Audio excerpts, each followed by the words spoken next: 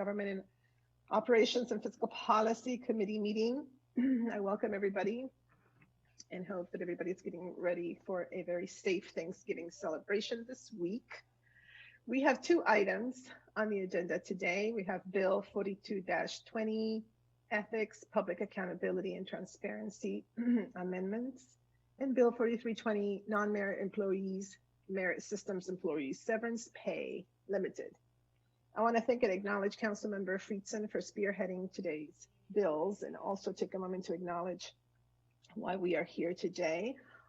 So as you know, as a committee, we have been focused on enhancing oversight and transparency in the conduct of the business of government through revising legislation as appropriate and providing resources and support to the Inspector General, as well as our internal auditors, to more effectively do their work. Some incidents, particularly in the last months, have exposed areas that we need to address. And while we cannot undo the past, we can take steps to strengthen our county's ethics law and create a robust framework which protects taxpayers' money from bad actors. The two items today are closely related. I must thank Bob Drummer, our senior legislative attorney, for a comprehensive review of the issues. I also want to thank Dr. Elaine Bonner-Tompkins and Neil Holt of the Office of Legislative Oversight for providing the racial equity and social justice impact statement for both bills. The impact statement is revealing in the statistics and I think they affirm exactly why the racial equity and social justice law was needed.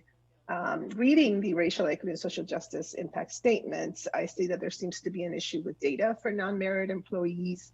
There is no data on race and ethnicity for a large percentage of these employees. So I would like to formally request our Office of Legislative Oversight, as well as our Office of Human Resources, to investigate this issue and please come back to us with options for addressing that. So before we move on to the first item on the agenda, I would like to offer my colleagues, Councilmember Friedson and Council President Sidney Katz, the opportunity to make general comments before we get into the conversation. Councilmember Friedson.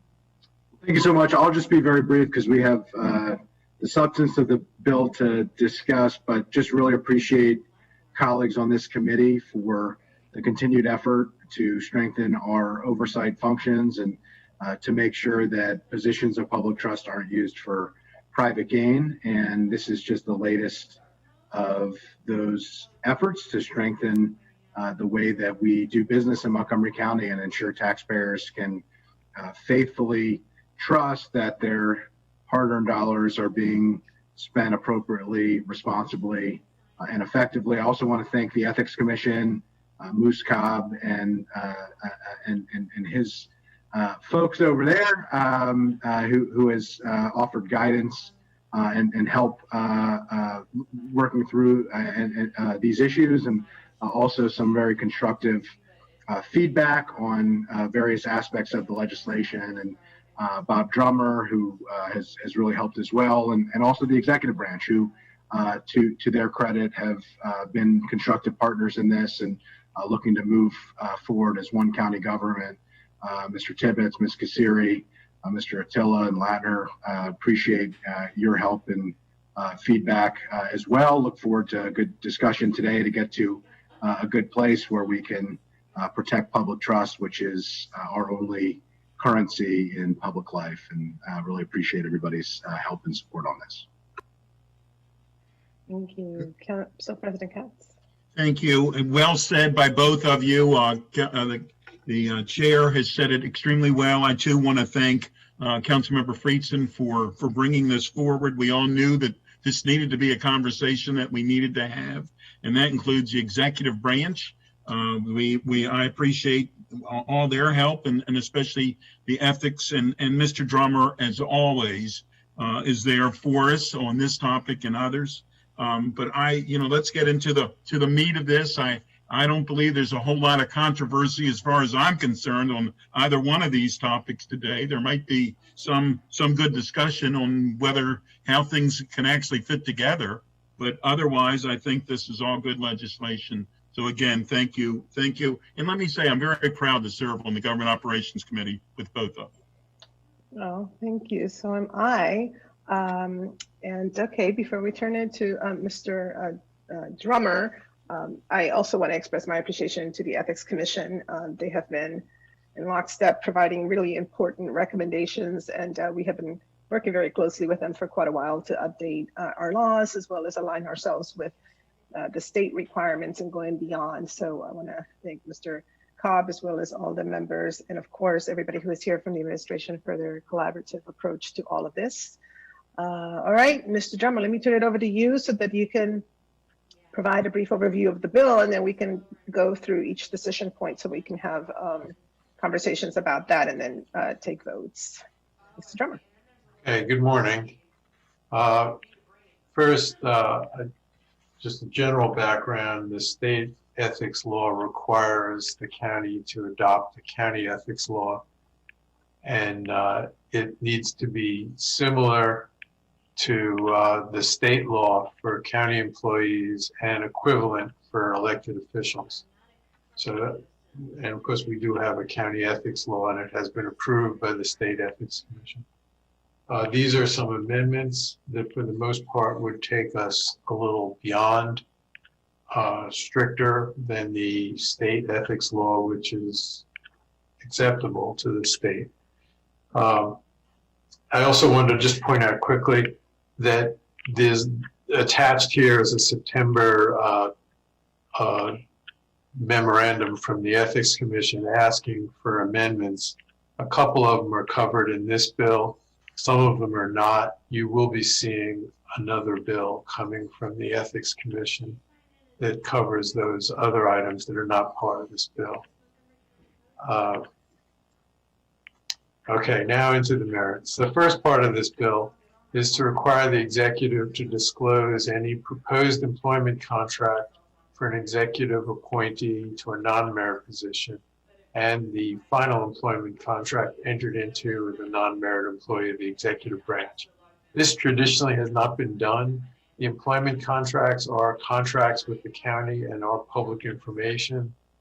It's something that someone can request, but this would just make it a matter of course that it would be disclosed to the council. And once it's disclosed to the council, it will then be available to the general public as well.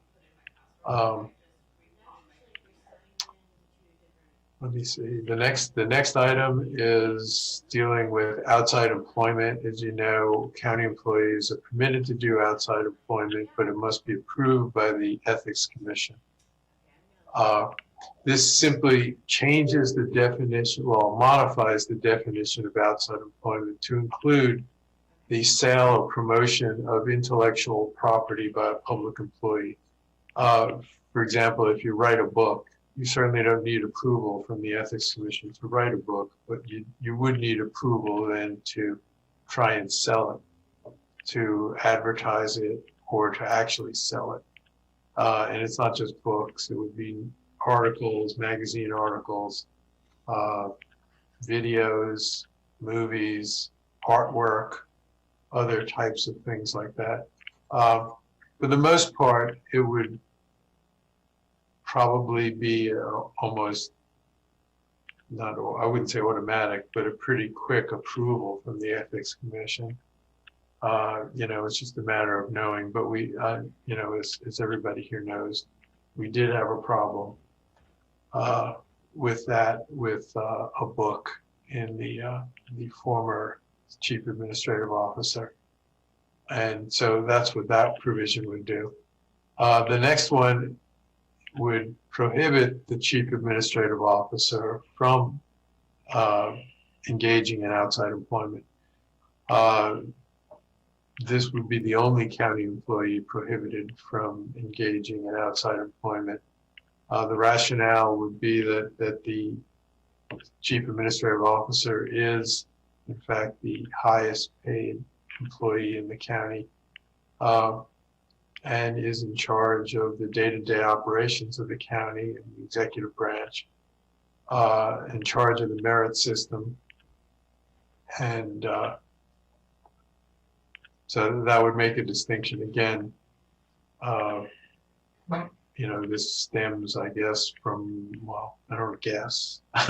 It stems from some of the issues we had with the former chief administrative officer. The next provision is sort of adding a new. There's a general rule that in the ethics law already that you can't participate in a matter with an organization. You can't participate as an employee in any matter that involves an organization that you have an economic interest in. That's pretty standard, and that's required by state law. This would go a little bit further and would say that you can't participate in a procurement matter. Procurement is an area where most people move immediately to potential conflict of interest because of money involved. It would prohibit you from participating in a matter with any organization that, as an employee with an organization that had paid you for services in the prior 12 months. So if you came from an organization, and came to the county and it's been less than 1 year, you would then be prohibited from being involved in any matter that involved that company.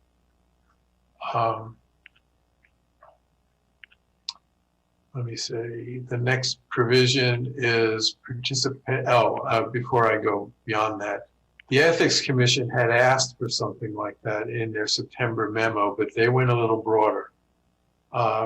They went broader than just procurement, that you shouldn't participate in any matter involving an organization or an individual that had paid you for services in the prior 12 months. And there is an amendment in the packet that would do that may be introduced by Mr. Friedson, the lead sponsor of this bill. The next one is going even a little further and back in time, being restricted from participating in a procurement with a potential vendor if the employer had an economic relationship with the vendor more than 12 months ago. So let's say you've been here for 3 years, but then your former company is trying to get a contract with the county. This doesn't prohibit you from participating. It simply requires that you let the procurement director know that this was a company that you had formerly been paid by more than 1 year ago. But it doesn't stop you from participating. It's more of a disclosure and transparency measure. The next one is, should an elected official, and this deals with, we're now moving from conflicts to financial disclosure. On financial disclosure, you need to provide information on any source of income you have outside of the county government. This would go a little further for certain types of outside income. And if you have some sort of either work for a company or you're on your own and you serve individual clients, the easiest example for me is outside, being an attorney for providing legal services for different people. This would require you to list the source of the fees. If each individual fee or any fees that you receive more than $1,000, the dollar figure is there to prevent. If you have outside employment as a hairstylist, it's probably not worth the county having you disclose the name of each person whose hair you cut, unless you're charging more than $1,000 per haircut. Which, I'm told happens, although I've personally never been involved, either as a cutter or a cuttee. as you can tell from my hair. Yeah, I've yeah, not yeah. been involved with that. Yeah, yeah. Let me see. And then there's another provision that said another part of that if you're in a confidential relationship with the source of the income, that you wouldn't necessarily have to disclose that unless that source was a restricted donor, and the packet includes the definition of a restricted donor.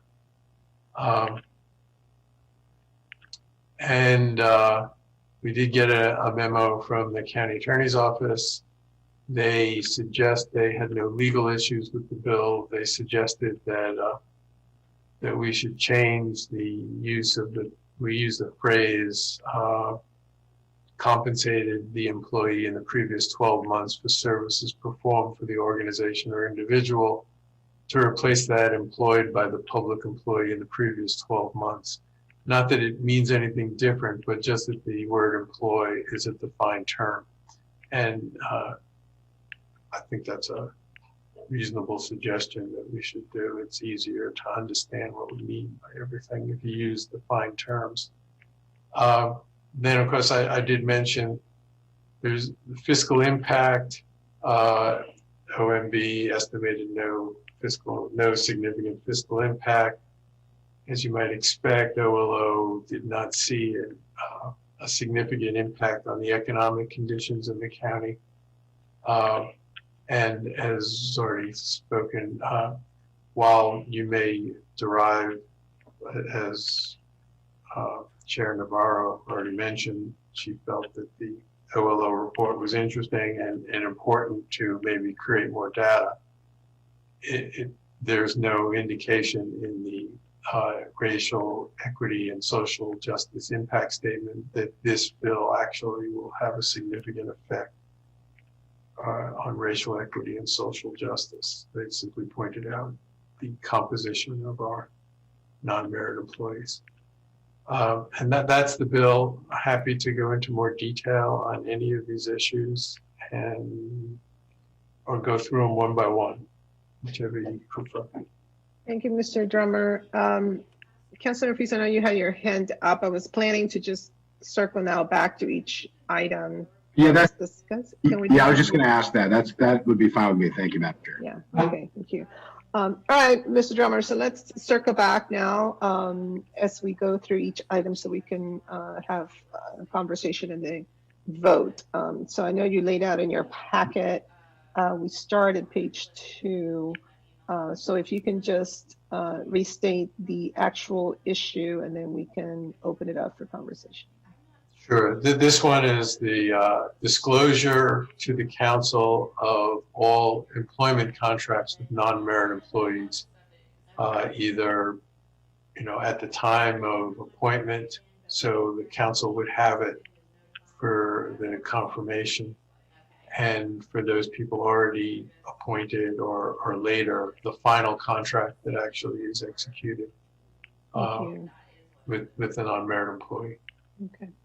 All right, Councilor Friedson, do you want to comment on this one, and then we'll see if anybody else. Yeah, well, the executive supports this. I think they've already taken steps to address this particular issue. Currently, the standard is the council receives, as we all know in the confidential memo, the compensation or proposed compensation, but not all the other aspects of it that have an impact on the compensation of the employee and a taxpayer impact in terms of public dollars. This would just be formalizing and clarifying that process. Appreciate the fact that the executive branch is supportive of it and has already taken steps to be doing that as we speak. So I think this is a consensus issue. Thank you. All right, I see some nodding. Okay, so without objection, we'll agree then with issue number 1. All right, Mr. Drummer. Okay, next one is including in the definition of outside employment, the sale or promotion of intellectual property by a public employee. Again, it requires you to give approval. It doesn't mean you can't do it. Agree. All right. See a lot of nodding. Without objection, the committee will recommend that. Okay. The next one is prohibiting the chief administrative officer from engaging in outside employment. Again, this would be the only employee who couldn't engage in outside employment. I think traditionally, well, I think that's The enough. gist of it, yeah. Councilmember Friedson. Yeah, this is a unique role in county government. I think we all recognize that. I don't think that you could be the CAO and go to a conference and be something other than the CAO for Montgomery County government. Appreciate the fact there's a recognition of this as well by the executive branch. The current CAO has publicly said that he wouldn't be taking on any outside employment, as a result of that to ensure that. So again, I think this is another consensus issue. We had put this forward before that decision was made. That decision, I believe, was made independently of the provision. So I think there's consensus from both branches of government as well of the appropriateness given the unique nature of this role, the span of control of this role, the expectations for what this person is expected to do, and that it's a 24-hour-a-day type of job running a county government, the size and complexity of ours that everybody's in agreement here. Council President. I'm Yes, absolutely in agree. agreement. Yeah. And also just want to remind everybody else, if you like to speak, just kind of wave and I will acknowledge you. Okay, I think that without objection, I agree. This is just makes a lot of sense given the complexity, the size of our county government. So we're in agreement. The next one is prohibiting an employee from participating in any matter, participating in a procurement matter, procurement event, I guess. Event isn't the right word, but procurement matter, unless, with an organization that had compensated you for services in the prior 12 months. Again, there was a potential amendment to broaden that. Okay. Councilmember Friedson and then Council President Katz. Yeah, I appreciate this. I think that the county attorney's suggestion is one that would capture the intention here. I just wanted to clarify for everybody before I formally propose the amendment.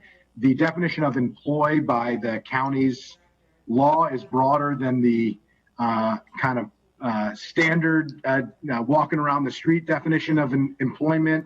It deals with any type of compensation. And so it does capture beyond somebody having a formal wage arrangement with, a formal employee-employer relationship, and would cover contracting, which is very much intended by this. And so because the definition is in county law and because it is as broad as it is, I just wanted clarification from either Mr. Drummer or Mr. Ladner on that it captures the contracting, which is obviously the part of the intention here. Okay. Mr. Latner? Yeah, employment is defined as engaging in an activity for compensation. Yeah. It captured what you already had there, so I just prefer to use already defined terms rather than to put new terms into the bill. Absolutely. So I would move in the packet is Amendment 1, Friedson Amendment 1 on Circle 29. I would move that to reflect the county attorney's recommendation to use the already defined term of employ and employment. Second it. All right, so it's been moved by Councilmember Friedson, second by Council President Katz. Council President Katz, any comments before we? Yeah, first off, and I obviously agree with the amendment as well, but how does this affect family members? We're using the term employee or the employee, but if someone's family member has worked for someplace and your funds are commingled, how does this affect that? If your family member is currently working for the organization, that would be currently something that would be prohibited. If your family member used to work for that organization but doesn't anymore, this wouldn't affect it. Well, to me, and there again, I'm fine with how it's written, but I think that a family member whose funds are commingled with yours, I mean, I believe that they should be under the same, that the employee should be under the same concern.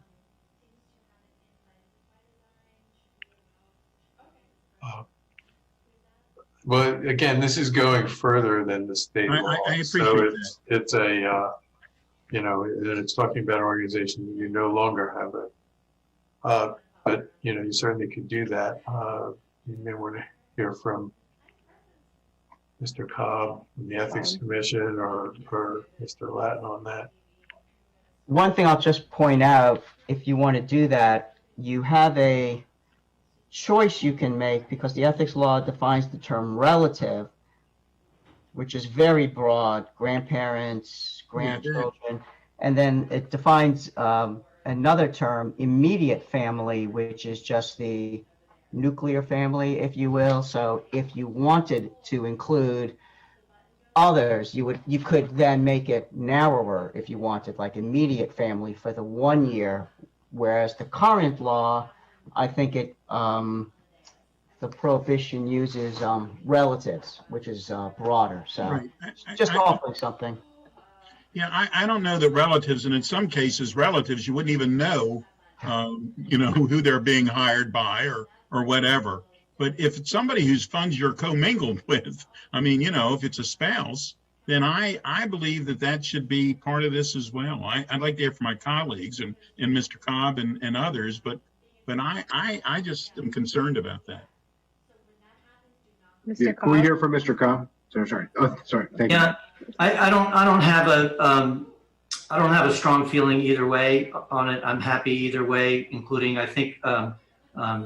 Latner's point about immediate family would be you know, the right way to go as opposed to relative. I don't have a strong feeling. I think it would be I think it's fine either way. You know, I think in the terms of the bill that was proposed, the focus is on the employee and the employee's prior relationships. The council president's focus on the commingling of funds. I think that commingling of funds becomes more attenuated when the presumption is that this was a prior or a previous employment situation for the so-called immediate family member. So long and short of it is I'm happy either way. I'd be happy to second Council President Katz's with immediate family being, you know, employed, or, you know, the employee or the immediate family member of the employee. I certainly will second that. I think that's the way to go. Thanks. Mr. Tibbetts, you had your hand up. Yeah, would that include the spouse, say, works for a company like Booz Allen in some department that's unrelated to a contract that we might wish to enter into with Booz Allen? Unrelated departments as compared to directly in the department that would be providing the service? I think it would. But that would only be, the prohibition would be for the first year. 12, yeah, for the first 12 months. And then beyond that, it would just merely be a disclosure to the procurement official and as part of the procurement record. And the way this is written, beyond the 12 months, the employee would have to be dealing directly on that procurement issue. I mean, there's certain issues in the county government that an employee wouldn't even know that the county government's, you know, looking at it. But if you're dealing directly on the procurement, it would be noted. So I just think for the first 12 months, that's fair. I really do. It's a good point. I will just say that the rationale behind it when it was being drafted is the idea that we have a cooling off period as you leave public service, and the idea that we don't have a cooling off period as you enter public service, when actually you have more power to move significant amounts of taxpayer monies, seemed incongruent, that dichotomy. And so this was to try to create a similar dynamic when you are entering into public service for the county as when you are exiting public service to have a similar type of cooling off period. I just wanted to raise that because that's the intention. I'm fine moving forward with it. I do think there still is a challenge, even if you're talking about a sprawling corporate entity, that if your spouse works for that corporate entity and there's a large public contract that you're involved with in the first year, that the appearance of impropriety, if not the existence of impropriety, is a challenge, and both are things that we're trying to address through the ethics law and through the conflicts of interest provisions. All right, so let's see. Councilmember Friedson, can you restate then the amendment that we're going to Yes, vote sorry. on? This, Mr. Cobb, I friendly think, amended. wanted to. Oh, Mr. Cobb. I just wanted to point out that, in an appropriate case where the restriction applies, the Ethics Commission would always have the authority to issue a waiver. So in a circumstance where the county needs the person to work, or alternatively, the conflict is not a big deal, the Ethics Commission could issue a waiver. Good point. Thank you for that. Okay. All right. So the amendment was and maybe Mr. Drummer has a suggestion here of where to include an immediate family member or Mr. Latner, but Of course I do. there you go. Friedson Amendment 1, if you could Yeah, read it with the suggestion of immediate family member. Let me read it the way I would write it. Any business or individual that in the previous 12 months employed the employee or an immediate family member of the employee, I think that might be enough. And then I would do it in J too. Any business in which the employee or an immediate family member of the employee was an officer, director, trustee, or partner in the previous 12 months. I would put it in both. And that makes Mr. Latner comfortable? I see a nod. All right. I will move as read by Mr. Drummer. I second that. Okay, great. So without objection, we will adopt this amendment that was moved by Councilmember Friedson, second by Councilperson Katz. All right, and then And moving to number 5 is not a prohibition, but a restriction from participating in a procurement with a potential vendor if the employee had an economic relationship with the vendor more than 12 months before the procurement process began. okay.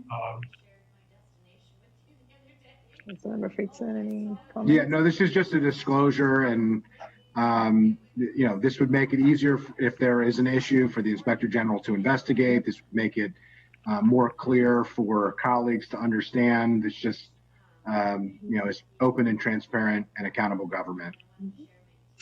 All right, without objection, I think that we're good. Yeah, okay.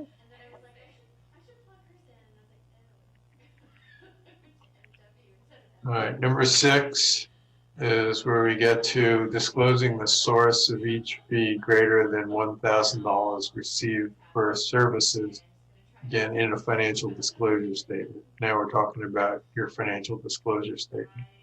I will point out that this is something that did come up, which is why I attached the action memo from Bill 3914 back in 2015. That was a suggestion of the Ethics Commission that was not approved by the council. At the time, it was slightly different than this. This is in some respects more limited, in some respects less. This is something also that the Ethics Commission had asked for in their September 2020 memorandum that's attached.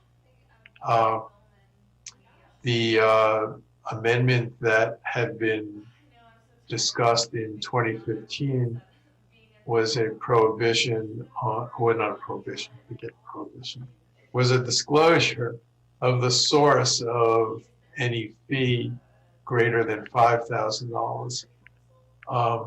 This one, the provision that's in the bill here, other than the dollar figure, is significantly more limited. It's limited to elected officials and non-merit employees, on the theory that they're the ones most likely to have some sort of, that have the authority to get themselves into trouble with conflicts. And so the disclosure should be limited to them. It's not the kind of thing that would come up all that often, where I would think, maybe it does, that you have, some sort of outside employment where you're receiving fees greater than $1,000. But if it does come up, it would be required in your financial disclosure statement. It's simply putting it down on the statement. It doesn't prevent you from doing it. I did have a suggestion that if you wanted to limit it a little further, you could go back to the $5,000 that the Ethics Commission suggested back in 2015 and simply say, limit the disclosure to a fee greater than $5,000 from a restricted donor. I'm not really sure, sometimes it's hard to know who a restricted donor is, but that's the only situation where it could possibly have a conflict. If you're receiving fees from people that have no business with the county at all, ever, or don't even live here, I'm not sure it's that important that it be disclosed on your financial disclosure statement. But that's, any way you do it is probably okay. It's just a matter of, is it going to be complicated and difficult for somebody to do? And I think, at least it also would say that if you work for, let's say, an accounting firm, and you don't have to list the source of each fee the accounting firm received. It would simply be only those people where you had a direct, where you provided the services. Again, I couldn't tell you how complicated that's going to be. For most people, it's not going to come up. For some people, it might be very complicated. I don't know. Okay. Councilmember Friedson. Yeah, I appreciate the suggestions. I'll just give my thought process. First of all, I don't think restricting it to restricted donors satisfies the intention here, which is to reflect the fact that just by creating an LLC, you can effectively hide the finances for where you're receiving money. And that is, the intention here is to prevent that. And we have had that issue very recently in the past. If I created Andrew Friedson LLC, I would only have to report where Andrew Friedson LLC, the amount of money that Andrew Friedson LLC brought in a given year, but I wouldn't have to say who gave the money to Andrew Friedson LLC. And I think that it is only appropriate that we do that. The rest of the financial disclosure, we're providing lots of information that isn't restricted exclusively to restricted donors. And the whole point here is to just put it on a level playing field in terms of disclosure. So I feel pretty strongly about that. I appreciate the suggestion, but I don't think that it satisfies the spirit and the intention of what this provision was trying to do. In terms of the 5,000 versus 1,000, I think the haircut is a good example. An employee who gives haircuts, unless you're giving $1,200 individual haircuts to individual people, that's not going to be an issue. I mean, having some type of threshold seemed appropriate. I think the lower threshold, but targeted to elected officials and political appointees who have a broader span of control was the appropriate way to do this. What we wanted to avoid was the situation where an employee in county government, maybe a mid-level manager, tutors or does, coaches a team or does some type of other outside entity and, creating significant amounts of reporting burdens for them didn't seem to be necessary to capture the intention of what we were trying to do. So I think that by lowering the standard, the amount of money, and targeting it to the people we think are should be at the highest ethical standards in county government and have the greatest propensity for issues, to me struck the right balance. And so I would prefer that we keep it as is, with the $1,000 with the targeted pool of people we currently have, with the intention that we are essentially just saying, if you have a client list, you have to report your client list. It doesn't seem inappropriate, and there's a provision, as has been provided previously in iterations from the Ethics Commission, that if there are laws that say that you can't provide it, that obviously there are adjustments that need to be made accordingly to satisfy confidentiality needs if there isn't a compelling public interest. Council President Katz. Thank you very much. I agree with that. I know that the Andrew Friedson LLC will be on Forbes 400 pretty soon, or 500, or whatever the numbers are this week. But I also, the question on the $1,000, and I'm fine with the $1,000, is that a collective number, or is that a per haircut number? It's per payee. So Right. if you give 12 haircuts to somebody for $50, that would only be $600. Right, But if you're you okay. give 12 haircuts for $200, that would be $2,400, and you'd have to report each person you gave that number to. But each or payor, I should actually say, but each individual relationship, the annual amount that is compensated over the course of the year would have to equal $1,000 or greater in order to tip the need to do it. So you could have, a dozen clients, and to me, that's where it becomes an issue. You could have a relationship where you have a $4,500 engagement with, a couple dozen folks, and you wouldn't have to report those. And I thought that was not at the level that it should be. Yeah, I'm in agreement with you. The only question is it written clearly in here that it's a collective number rather than a per number?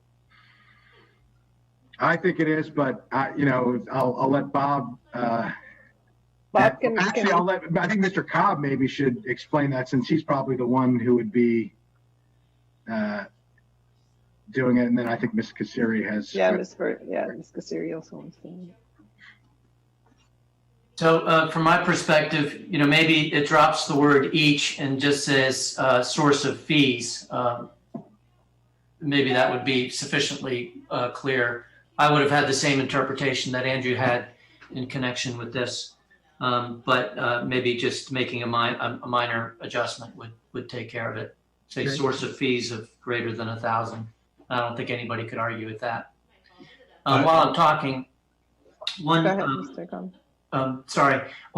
One big issue in connection with this is the reporting period, and who this applies to, as regards whether it applies to an initial report and whether it applies to candidate report. So you have a person who's running for county council. Is this provision intended to apply with respect to, say an attorney's seeking to become a council member?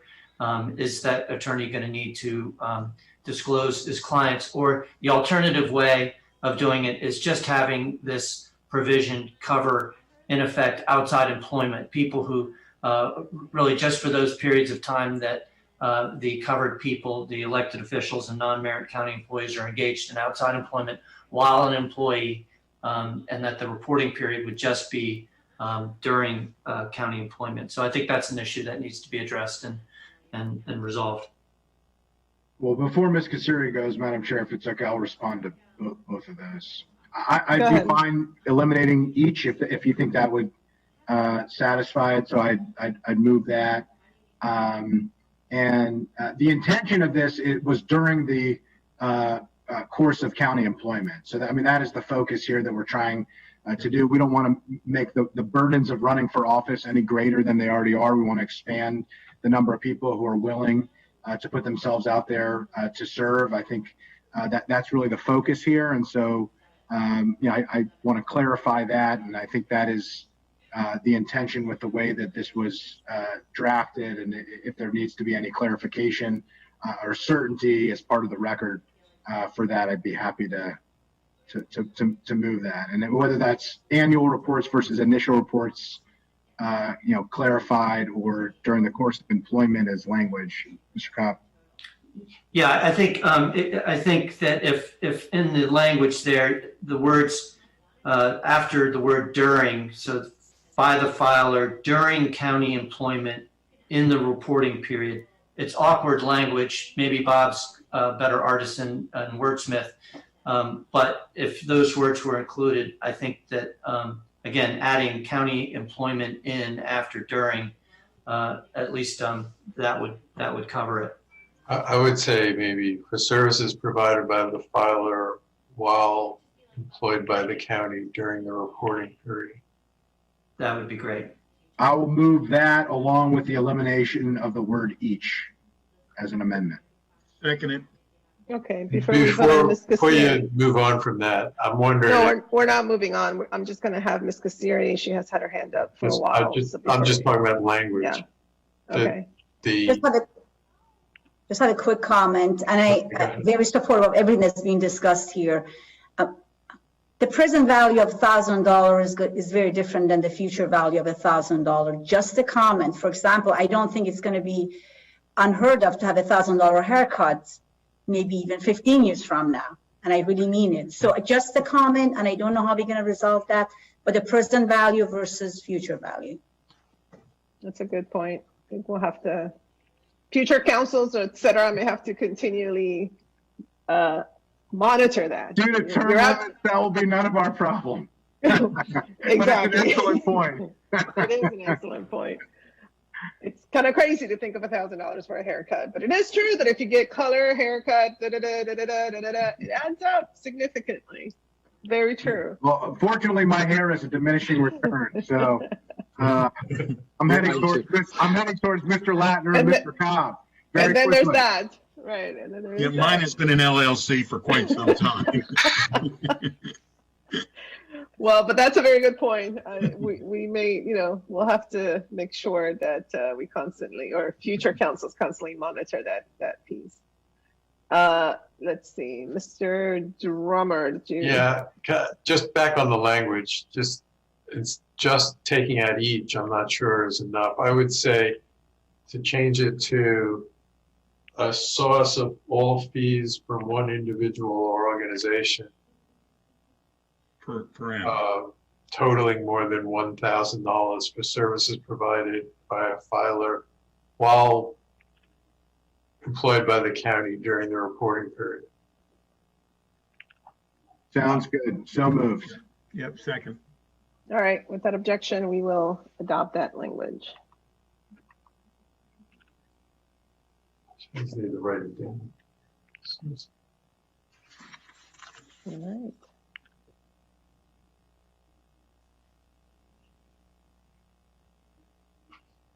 Okay. Go up to 7. All right, so is that 3.0 as amended? Yes.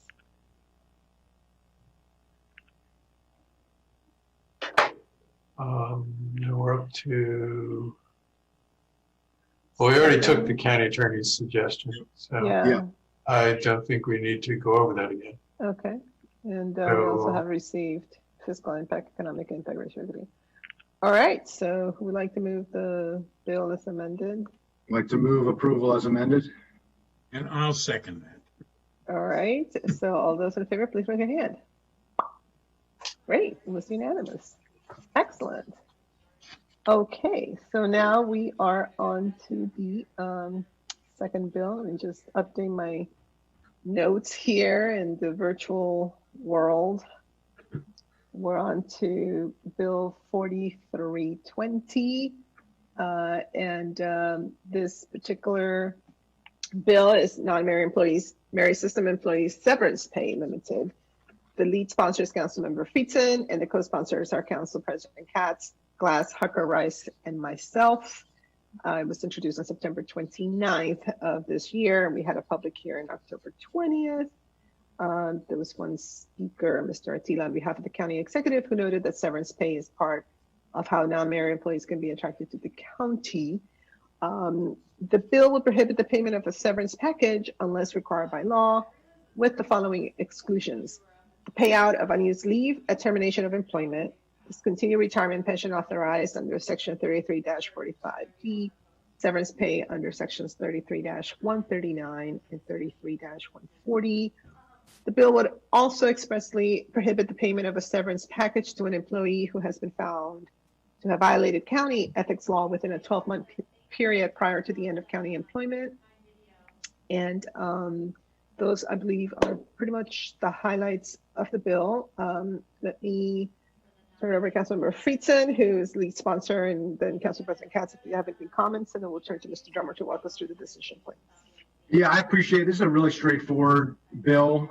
This is an issue that is not just unique to Montgomery County. It is happening and has happened in other jurisdictions around the state and around the country. In fact, the most high-profile employee of the governor was separated from state government related, at least in part, to concerns about the severance that was provided, that was not in keeping with what many people thought was appropriate. And it happens in county government. And I will just point out that a couple things. One, these are unregulated, undisclosed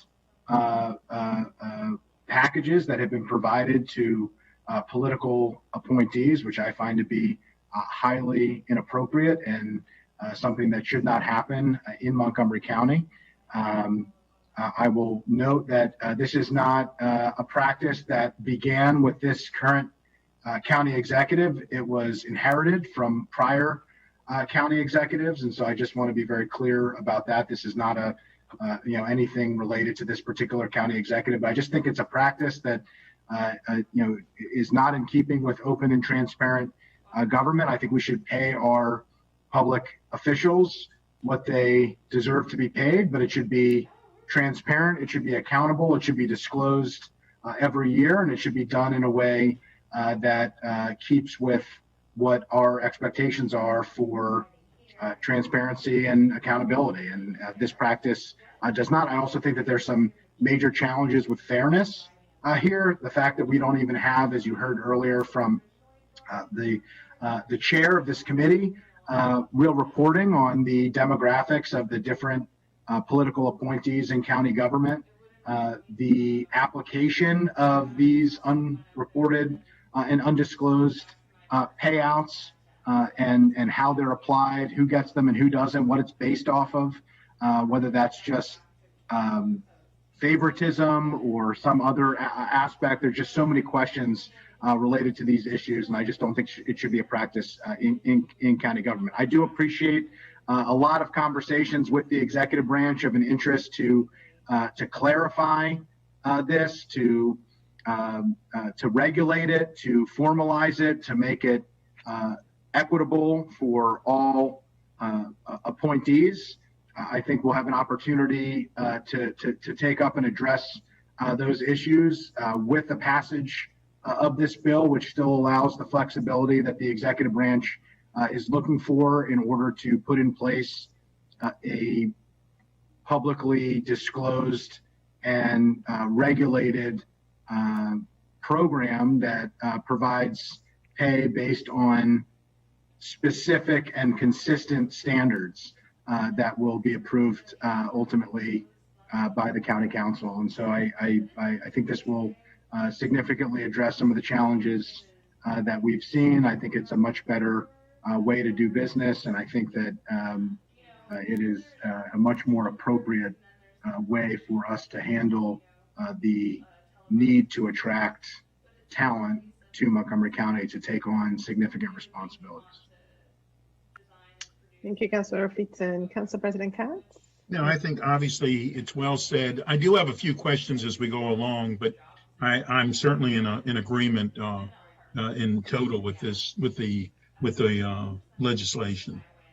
Thank you. All right, so why don't we get into the bill itself? Mr. Drummer, can you just get us to the decision points, the issues that you've laid out Sure. very nicely in the packet, and then we can pause and discuss and vote. All right. First of all, this bill doesn't prohibit severance pay for any employee.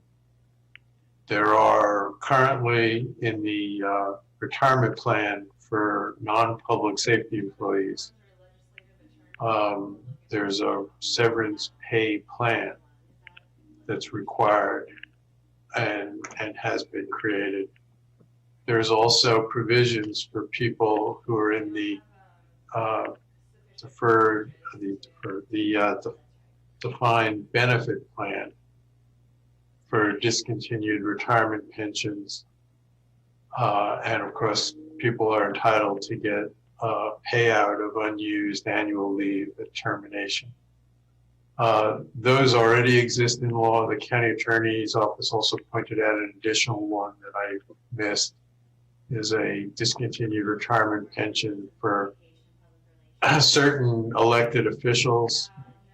I'm not sure how often that would apply anymore, since 1994, people appointed to non-public safety positions are automatically in the defined contribution plan and not the defined benefit plan. But it's still possible in certain public safety positions, like police chief, fire chief.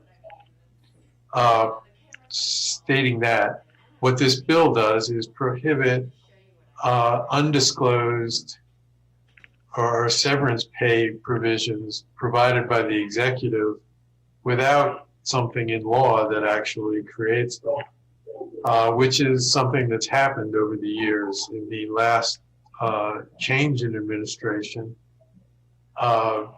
council staff found out after it already happened, had no idea that some of the non-merit employees who had served sometimes for 12 years with the last administration, as they left, they were given severance pay in addition to the severance pay they were potentially entitled to under the retirement plan. Had no idea. And when asked to, find out about it, found out basically was the executive had, the county attorney's office had said the executive had the discretion to do that. He had the authority to do it. This bill would essentially take away that authority unless it's created in law or regulation, that has the force of law. The bill, and then the bill would also prohibit any severance pay for an employee who admits or is found to have violated in the ethics law in the 12 months prior to separation. That again relates back to some of the issues that we had with the former chief administrative officer.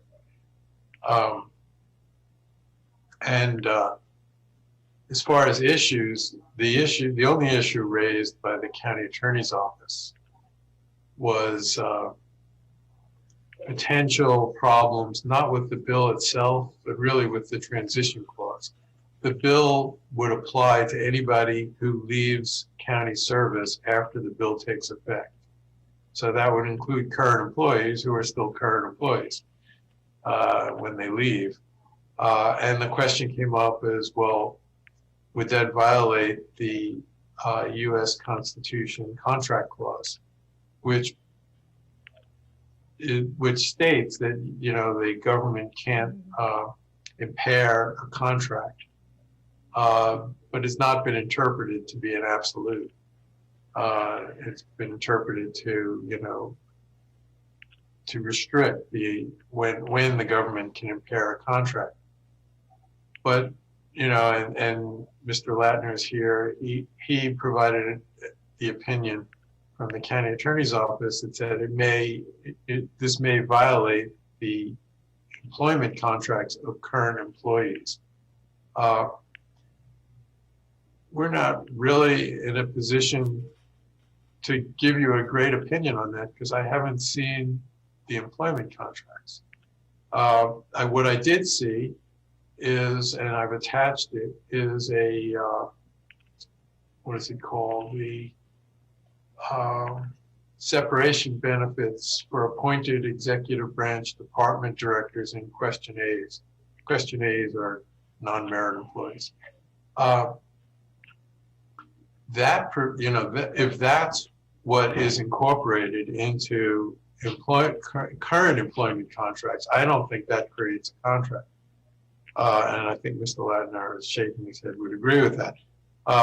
That simply says the executive in his discretion may give you severance pay. That's not something that you can argue, I think, reasonably that you would you relied on in order to continue working here or to take the job. There may be employment contracts for non-merit employees. I guess this relates back to the last bill. If we saw them all, we would have a better idea. Possibly from holdover employees from the last administration that actually have a provision that provides discretion or that provides severance pay under certain circumstances. That might be a problem.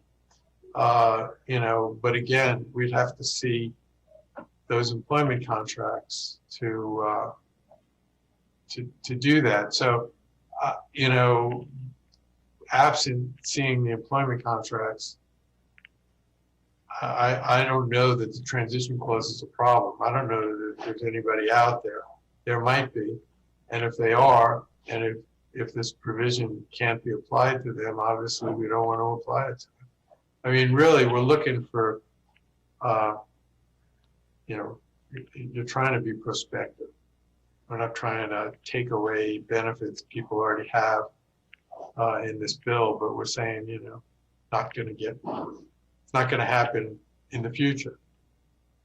So I'm not really in a position to change the transition clause because I don't know exactly if there's anybody out there that applies. So if there are contracts like that and we get a chance to review them, we'd be able to give you an opinion as to whether this violates the contract clause. To the extent that even if you have something in your employment contract that requires severance pay under certain circumstances, and this bill is enacted, and then the county came back later and enacted a different type of severance pay for non-merit employees who are terminated without cause, that might be a reasonable substitute for what they had, and then it wouldn't violate, there wouldn't be an impairment of the contract. So it's really hard to tell at this point whether this impairs anybody's contracts. But that's what the provision says. If you're currently working here and you don't leave before this bill takes effect, which would be 90 days after it's enacted, this would apply to you. Again, I mentioned the county attorney's recommended amendment, which is the discontinued service benefits of elected and appointed members. Again, that's only going to apply to people who are in the defined benefit plan, which outside of the police chief, the fire chief, the sheriff, state's attorney, I'm not sure there are too many other people in that situation. All right. And then I was just so is that an issue? Yeah. Can we go issue by issue? Go ahead. Yeah. So, all right. So why don't we discuss this particular issue and then make a decision? I don't know. Councilmember Friedson, did you want to say something regarding that one?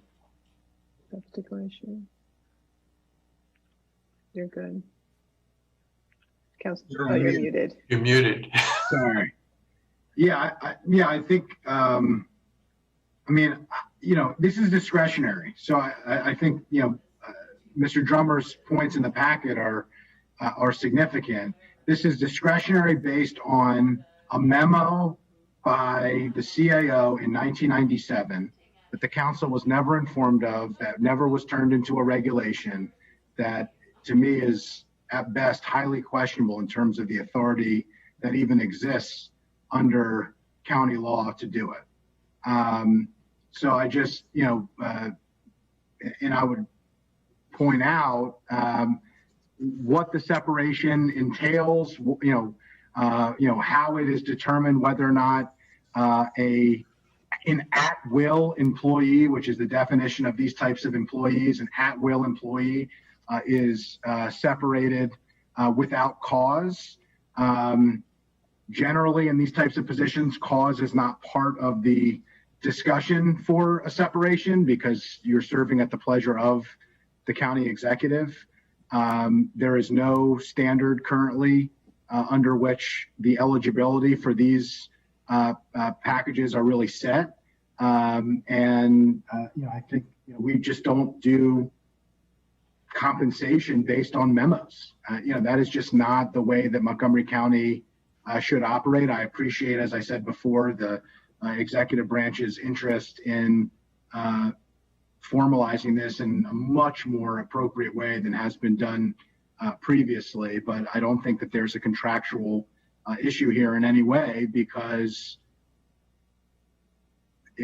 it was never approved to begin with, first of all, and second of all, it is by its very definition completely discretionary. And so the idea that you would be banking on something that is up to the whim of the CAO and the county executive of whether or not he or she is interested in providing it to you based on standards that are unregulated, undisclosed, and undefined, I think is beyond reality, personally. Okay. Council President Katz?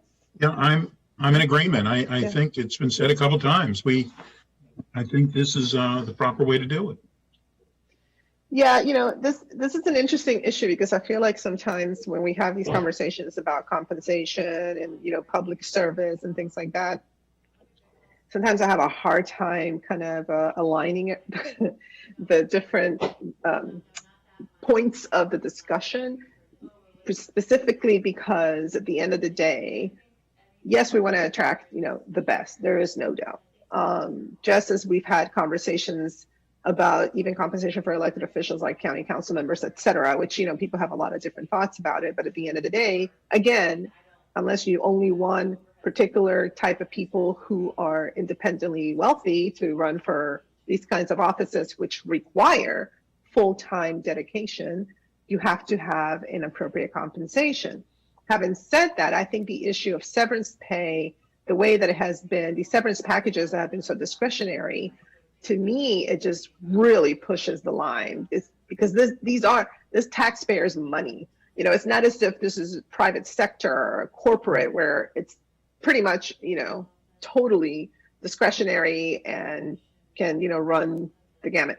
We're talking about taxpayers' money, and we have to make sure that these things are transparent, that they are absolutely appropriate in scope, and that hopefully folks who choose to work in government do so because they have, of course, a huge desire to make a contribution for public service. And so I think, this conversation to me definitely, as Councilmember Feetson said, up until now it was discretionary. It was kind of via memo, and to be honest, even I was surprised that we didn't have specific requirements. So I think it's okay. What is being proposed personally, and I think that I'm seeing nodding. So I think without objection, we will definitely agree. Council President Katz. Yeah, I'm in agreement, and I guess it's an overall conversation and probably under 2 or 3 coming up that we would have it a little deeper. But my only question is, what is the competition doing? If we're interested in trying to bring someone who Fairfax is also interested in, Howard County is also interested in, what are they doing in order to try to get to lure that person there? And Andrew, if you have that answer, please.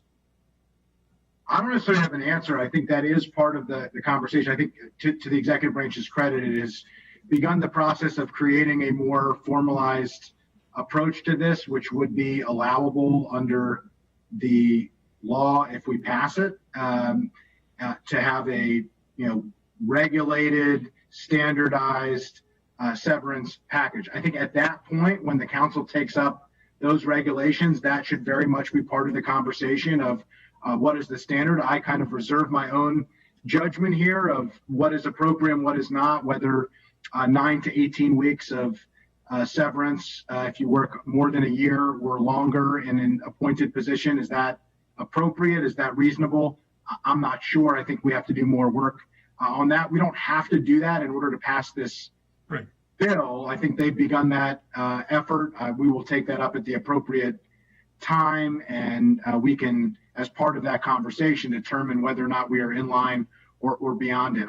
A couple more points I just wanted to raise. One, you saw in the staff packet the fact that because the council does not have the contracts, that we can't even determine the impact of what this legislation would do, underscores why we are doing it, and highlights to me the reason why I had proposed these two bills as companion legislation, because they are interconnected in terms of the way in which we do business and deal with these issues. Even though they're slightly different issues, they connect and largely based on that contract aspect. I'll also point out that the prior council went back and forth with the prior county executive. I was not party to those conversations, although I did read about them through the press, on the compensation for appointed officials and how that salary schedule would work. That process is defined by county law, and there were a lot of conversations based on regional counterparts as part of that conversation of whether or not the compensation in Montgomery County was reasonable to regional counterparts, to the federal government, to the folks and entities with which Montgomery County is competing for talent for these important jobs. This would allow us to still have those conversations. It doesn't prevent public officials from being paid competitive salaries. It doesn't prevent the type of severance for being provided. It just ensures that it has to go through the council. It has to be regulated. We can't, with the stroke of a chief administrative officer or county executive's pen, writing an internal memo, make decisions on how taxpayer money is going to be spent outside the knowledge and full understanding, not only of the council, but of the public. That is not appropriate. That is not in keeping with the way that we do business in Montgomery County.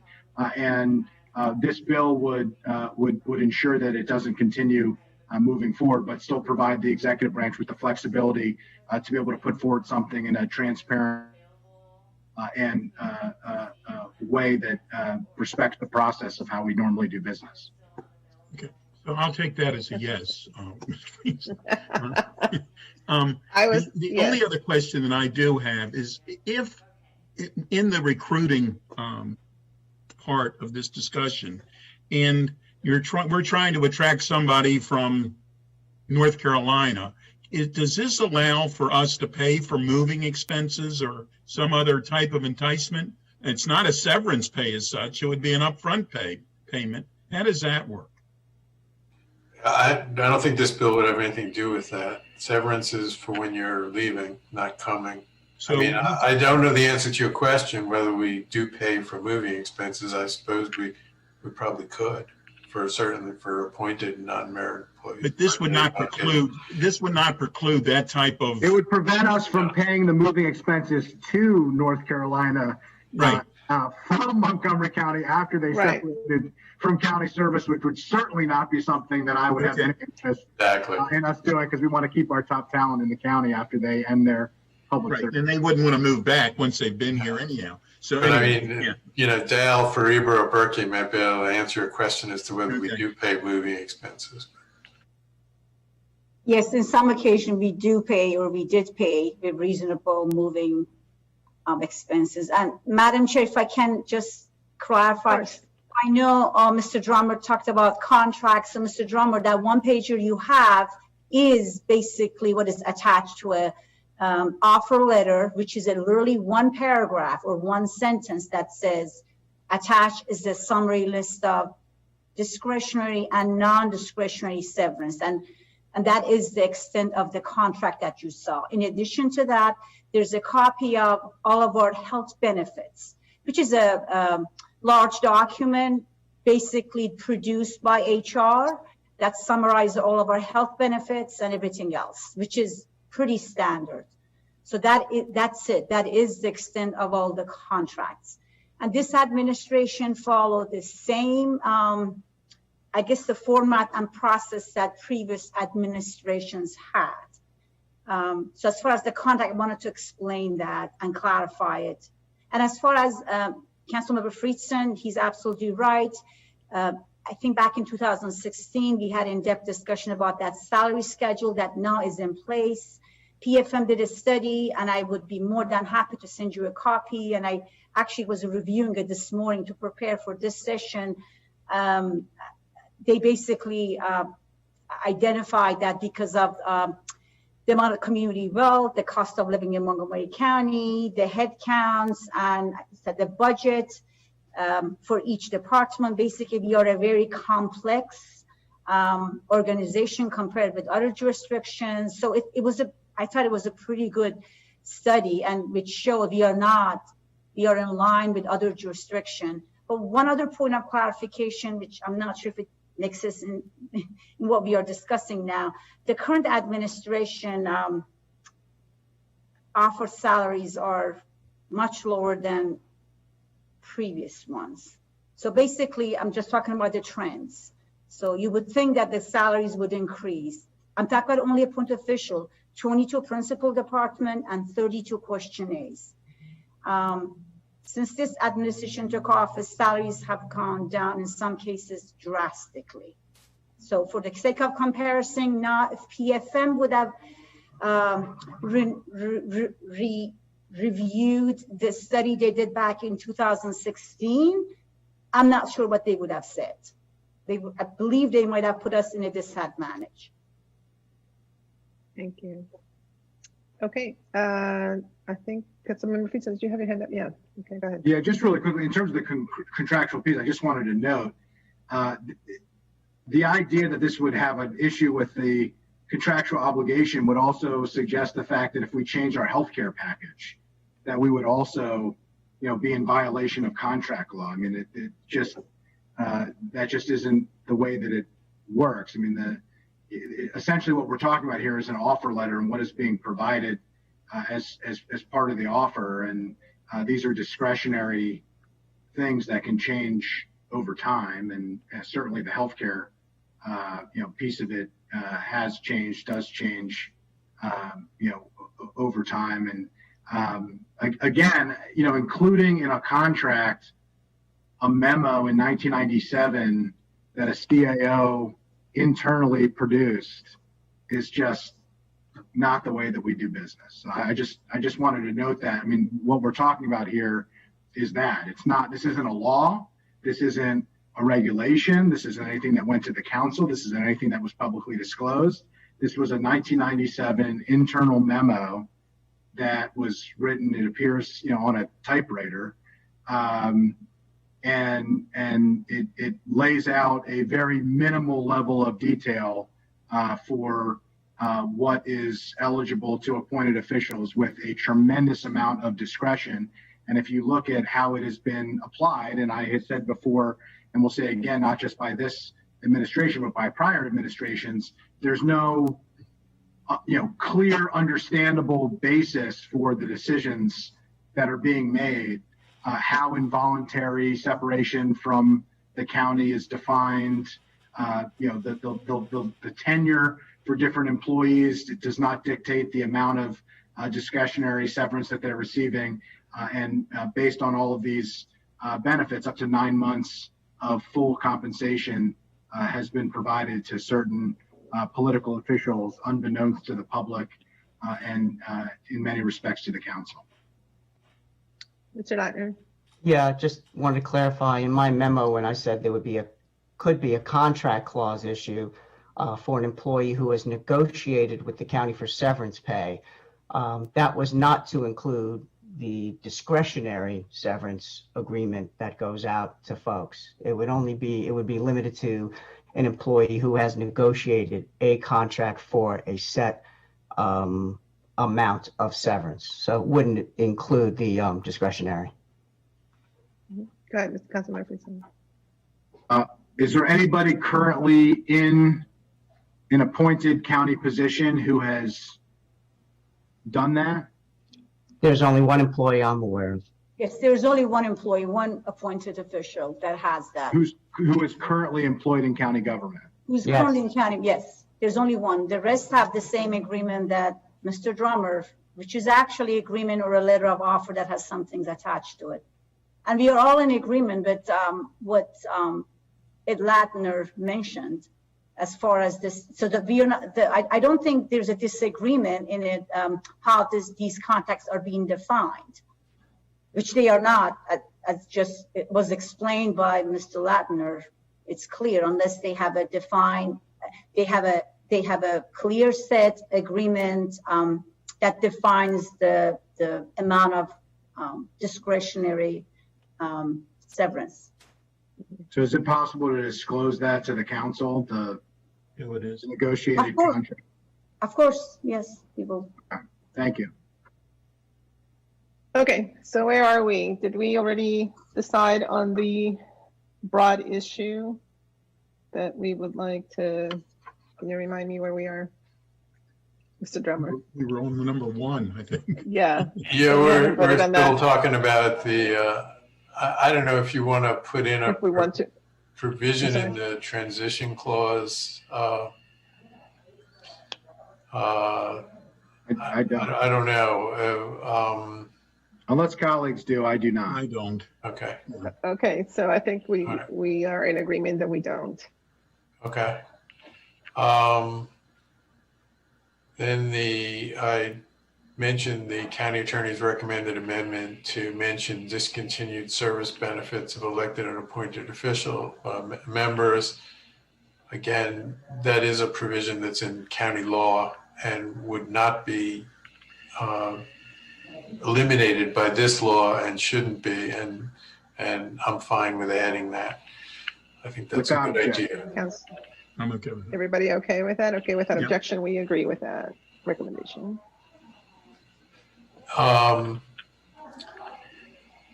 The other point I should mention, I didn't put it really as an issue, but to prohibit severance pay for somebody who is separated due to, who has been found to have violated the ethics law within 12 months before separation. Hopefully that's not going to happen very often.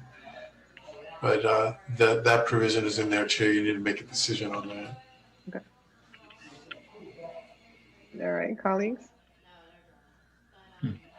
Are you asking if we want to keep that in? Yeah, he said that Well, we have to make a it's something, decision. yeah. I mean, yes, no, change it, you know.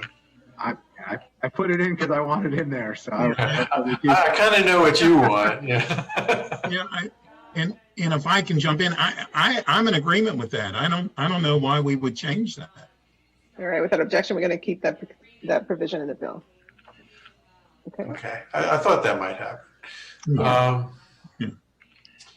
All right. Well, and then we already talked about a little bit with the bill damage the ability of the county to recruit non-merit employees. I think we already discussed. Yeah, I think we already discussed that. this. I mean, yeah. maybe, I don't know, maybe not. You know, I've never taken a job thinking, gee, what happens if I get fired? But I've often heard when they ask how much severance pay do you get up front? right, I it's the say first concern. question. And Yeah. it's like, well, suppose I get fired. Well, Yeah. how much pay will I Yeah, how much vacation time do I get next week? Yeah. But on the other hand, Right. it is a realistic something. You know, when you're taking an at-will position, if you're coming from a position that's not an at-will position, you may want to know that what benefits. I mean, so it's not outlandish to say that would have no effect. But, you know, I can't say that's not true. But again, the county can establish a severance pay plan. Yeah. For these employees, just do it Yep. above board. Again, fiscal, economic, racial, social justice impact. None of these impact statements indicated that this bill was going to have a significant impact. Fiscal impact statement, you know, the only thing they said really was that they really can't estimate it because they don't know how much, if any, severance pay will not get paid that would have gotten paid Right. because of this bill. And I don't know that there's any severance pay that will not get paid. So we don't know, but it's not going to be significant, and it's not going to have an economic impact. And again, the racial impact statement, the bill itself is not likely to have a significant effect on racial equity and social justice. Okay. So that's the bill. Thank you very much. All right. So let's see. Councilmember Friedson, did you want to make a motion? Yeah, I'd like to move approval as amended. And I will second it. Very good. So all those in favor of recommending the bill for approval as amended, please raise your hand. And that is unanimous. And I believe that wraps up our work here this morning. If I don't see some of you, have a great Thanksgiving celebration. Be very safe. And thank you very much for all your work. Very good. Thank you. Happy Thanksgiving to those we won't see this afternoon. Yeah. Happy Thanksgiving, everybody. Yes. Bye. Thanksgiving. Thanks. Take care. All right.